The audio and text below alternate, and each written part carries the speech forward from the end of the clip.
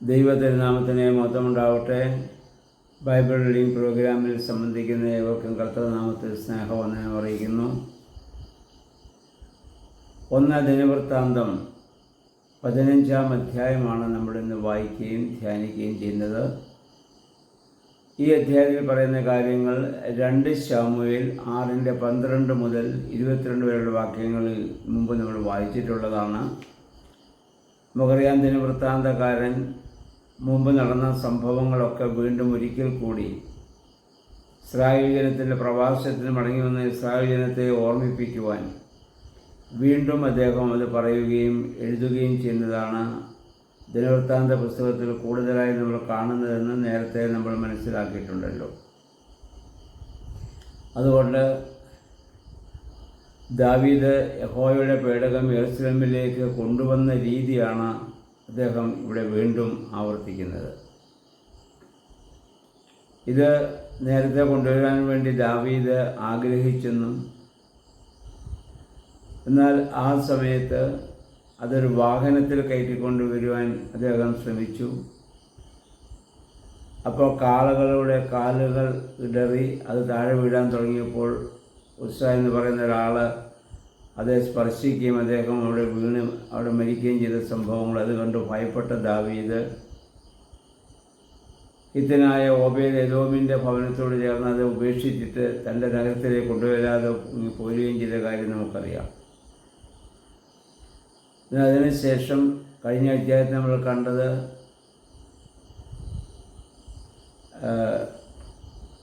രാജാവായ അല്ലെങ്കിൽ ടയറിലെ രാജാവായ ഹീരാം ദേവദാരുകൾ കൊണ്ട് ദാവീദിൻ്റെ കൊട്ടാരങ്ങളൊക്കെ അദ്ദേഹം പണിതു.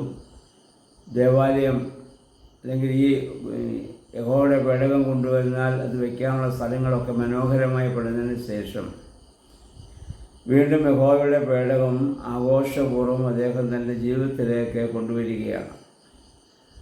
പുതിയ നിയമത്തിൽ ഈ പേടകം അതിന് പകരം നമുക്കിന്ന് ദൈവവചനമാണെന്നൊക്കെ ഇന്നലെ നമ്മൾ മനസ്സിലാക്കിയല്ലോ.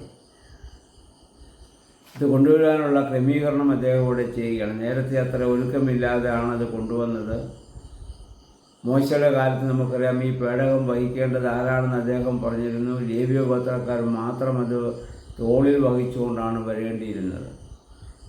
എന്നാൽ അതിനു പകരം അതൊരു വണ്ടിയിൽ കയറ്റി കാളകളെ കൊണ്ട് വലിപ്പിച്ചുകൊണ്ടാണ് അങ്ങനെ ഒരു സംഭവം ഉണ്ടായെന്ന് ദാവീദ് മനസ്സിലാക്കി. ഇപ്പോൾ അദ്ദേഹം ലേവ്യ ഗോത്രത്തിലെ കൊഹാത്തു, മെറാറി, ഗർഷവും എന്നീ 3 ആ പുരോഹിതന്മാരുടെ കുടുംബങ്ങളിലെ ലേവ്യ ഗോത്രക്കാരെയും അതിൻ്റെ കുടുംബത്തലവന്മാരെയും ഒക്കെ അദ്ദേഹം വിളിച്ച് അത് കൊണ്ടുവരുവാനുള്ള ഒരു ക്രമീകരണം ഇവിടെ ചെയ്യുകയാണ്. അവരോട് അദ്ദേഹം പറഞ്ഞു, നിങ്ങളെ തന്നെ ശുദ്ധീകരിച്ചുകൊണ്ട് വേണം യഹോവയുടെ പേടകത്തെ സമീപിക്കുവാൻ. നമ്മൾ നേരത്തെ കണ്ടതാണ്, ദൈവം അതിവിശുദ്ധനാണ്. വിശുദ്ധനായ ദൈവത്തെ ദൈവികമായ രീതിയിൽ നമ്മൾ സമീപിക്കുകയും ദൈവികമായതിനെ ആ ദൈവിക വിശുദ്ധിയുടെ പൂർണ്ണതയിൽ നമ്മൾ കൈകാര്യം ചെയ്യുകയും ചെയ്യണം. പുതിയ നിയമത്തിൽ ഈ വിശുദ്ധി ശരീരത്തിന് പുറത്തേതല്ല, അത് ശരീരത്തിന് അകത്തുള്ള ഹൃദയത്തിൻ്റെ വിശുദ്ധിയാണെന്ന് നമുക്കറിയാം. നമ്മുടെ കർത്താവും ആവശ്യപ്പെട്ടത് ഹൃദയത്തിൻ്റെ വിശുദ്ധിയാണല്ലോ. കാരണം ശരീരത്തിൻ്റെ പുറത്തുള്ളതായ അശുദ്ധിയെ വെള്ളം കൊണ്ട് നമുക്ക് കഴുകിക്കളയാൻ പറ്റും. ഹൃദയവിശുദ്ധിയാവുക, ഹൃദയത്തിലെ അഴുക്കുകളെ വെള്ളം കൊണ്ട് കഴുകാനാവില്ല. പശ്ചാത്താപം കൊണ്ട് മാത്രമേ നമുക്കതിനെ ശുദ്ധീകരിക്കുവാൻ സാധിക്കുകയുള്ളൂ. അതുകൊണ്ട് ദൈവം നമ്മുടെ ഹൃദയങ്ങളെയാണ് സസൂക്ഷ്മം വീക്ഷിക്കുന്നത്. നമുക്കറിയാം, എല്ലാ പാപങ്ങളും എല്ലാ തെറ്റുകളും നമ്മൾ ചിന്തിക്കുകയും അത് ശേഖരിച്ചു വയ്ക്കുകയും അതിനെ താലോലിക്കുകയും ഒക്കെ ചെയ്യുന്നത് നമ്മുടെ ഹൃദയത്തിലാണ്. ദൈവത്തിന് നമ്മുടെ ഹൃദയമാണ് ആവശ്യം. അവിടെ വസിക്കുവാനാണ് ദൈവം ആഗ്രഹിക്കുന്നത്. ദൈവം വസിക്കേണ്ട സ്ഥലത്ത് മറ്റ് അശുദ്ധികളുണ്ടാകുവാൻ പാടില്ല എന്നുള്ളതാണ് അതിന് കാരണം.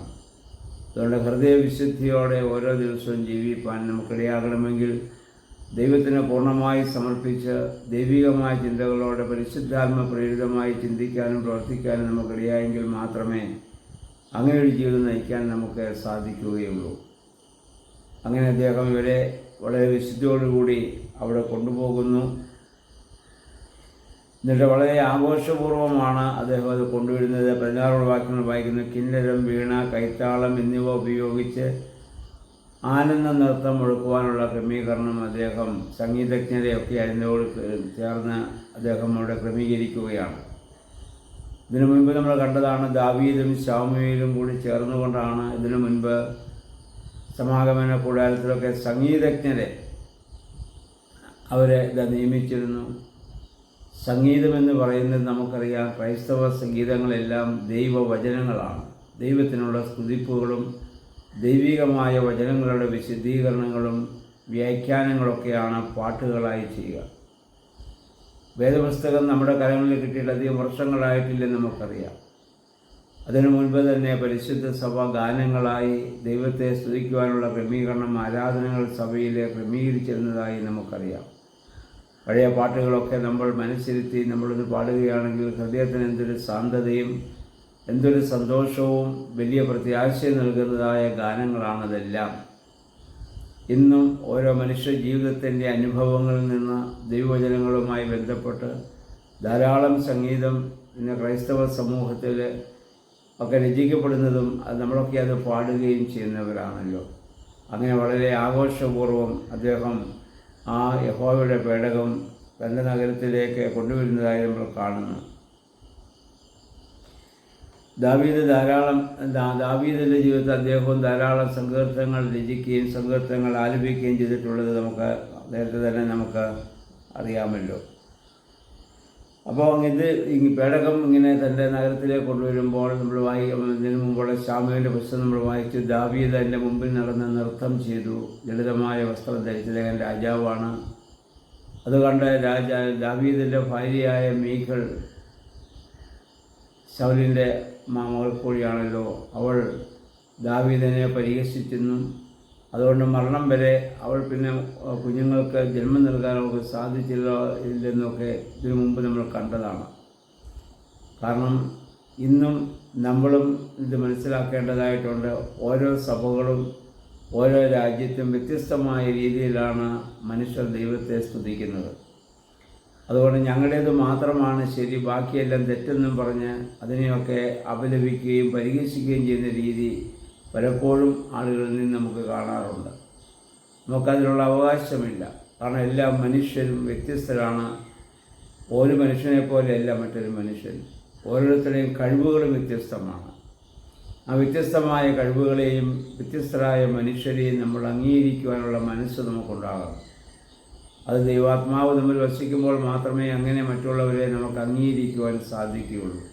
അതുകൊണ്ട് വ്യത്യസ്തമായ രീതിയിൽ ആരാധന നടത്തിയതുകൊണ്ട് അതെല്ലാം തെറ്റാണെന്നും ഞങ്ങളുടെ രീതി മാത്രമാണ് ശരിയെന്നുള്ള ഒരു ധാരണ ഒരു കാലത്ത് മിക്കവാറും സഭകളിലെല്ലാം ഉണ്ടായിരുന്നു.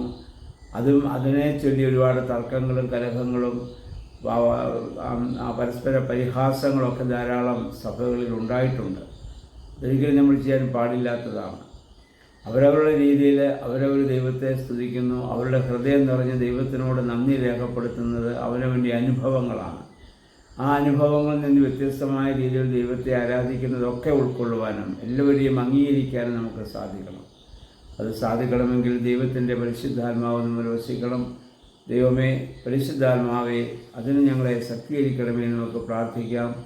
ഇന്ന് ദാവീദ് യഹോവയുടെ പേടകം ആഘോഷപൂർവ്വം തൻ്റെ ആ നഗരത്തിലേക്ക് കൊണ്ടുവന്നതുപോലെ നമുക്ക് വേണ്ടി ജീവൻ വെച്ച കർത്താവിനെ ആഘോഷപൂർവ്വം നമ്മുടെ ഹൃദയങ്ങളിലേക്ക് സ്വീകരിക്കുവാനും ആ ദൈവത്തെ സ്തുതിച്ച് മഹത്വപ്പെടുത്തുവാനും നമുക്ക് ശ്രമിക്കാം.